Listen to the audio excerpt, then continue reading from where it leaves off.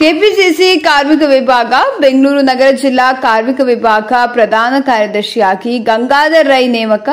ಕರ್ನಾಟಕ ಪ್ರದೇಶ ಕಾಂಗ್ರೆಸ್ ಸಮಿತಿ ಕಾರ್ಮಿಕ ವಿಭಾಗ ವತಿಯಿಂದ ಇಂದು ಬೆಂಗಳೂರು ನಗರ ಜಿಲ್ಲಾ ಪ್ರಧಾನ ಕಾರ್ಯದರ್ಶಿಯಾಗಿ ಗಂಗಾಧರ್ ರೈ ಅವರಿಗೆ ಆದೇಶ ಪತ್ರವನ್ನು ಬೆಂಗಳೂರು ದಕ್ಷಿಣ ಜಿಲ್ಲಾ ಕಾಂಗ್ರೆಸ್ ಸಮಿತಿ ಕಾರ್ಮಿಕ ವಿಭಾಗದ ಜಿಲ್ಲಾಧ್ಯಕ್ಷರಾದ ಸತ್ಯನಾರಾಯಣ ಅವರು, ರಾಜ್ಯ ಪ್ರಧಾನ ಕಾರ್ಯದರ್ಶಿ ರಮೇಶ್ ಅವರು ಆದೇಶ ಪತ್ರ ನೀಡಿದರು. ಇದೇ ಸಂದರ್ಭದಲ್ಲಿ ಗಂಗಾಧರ್ ಅವರು ಮಾತನಾಡಿ, ಬೆಂಗಳೂರು ಗ್ರಾಮಾಂತರ ಲೋಕಸಭಾ ಕ್ಷೇತ್ರದ ಅಭ್ಯರ್ಥಿಯಾದ ಡಿಕೆ ಸುರೇಶ್ ಹಾಗೂ ಆನೇಕಲ್ ವಿಧಾನಸಭಾ ಕ್ಷೇತ್ರದ ಶಾಸಕರಾದ ಶಿವಣ್ಣ ಅವರ ಶಿಫಾರಸಿನ ಮೇರೆಗೆ ಹಾಗೂ ಕೆಪಿಸಿಸಿ ಕಾರ್ಮಿಕ ವಿಭಾಗದ ರಾಜ್ಯಾಧ್ಯಕ್ಷರಾದ ಪುಟ್ಟಸ್ವಾಮಿ ಗೌಡ್ರು ಆದೇಶದ ಮೇರೆಗೆ ನನ್ನನ್ನು ಬೆಂಗಳೂರು ನಗರ ಜಿಲ್ಲೆಗೆ ಕಾರ್ಮಿಕ ವಿಭಾಗದ ಪ್ರಧಾನ ನೇಮಕಾತಿ ಮಾಡಿದ್ದಾರೆ.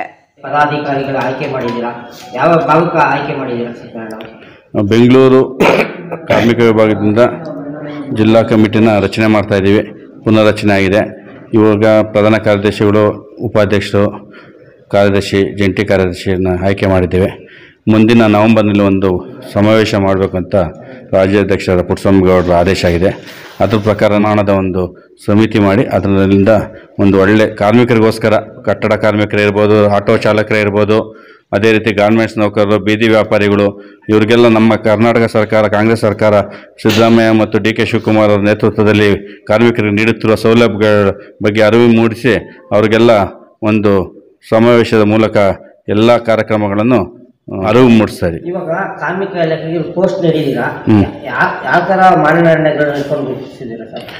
ಆಲ್ಮೋಸ್ಟು ಕಾರ್ಮಿಕರ ಜೊತೆ ಯಾರು ಇರ್ತಾರೆ ಅಂಥವ್ರನ್ನೇ ನಾವು ನೋಡಿ ಕಾರ್ಮಿಕರಾಗಿರೋನ್ನೇ ನಾವು ಕೊಡ್ತಾ ಇದ್ದೀವಿ, ಆಯ್ಕೆ ಮಾಡ್ತಾ ಇದ್ದೀವಿ. ಅದಕ್ಕೋಸ್ಕರ ಅದೇ ಮಾನದಂಡದ ಮೇಲೆ ನಾವು ಯಾವ ಇಲಾಖೆಯಲ್ಲಿ ಮಾಡಿದ್ದೀರಾ, ಏನು ಉದ್ದೇಶಗಳು?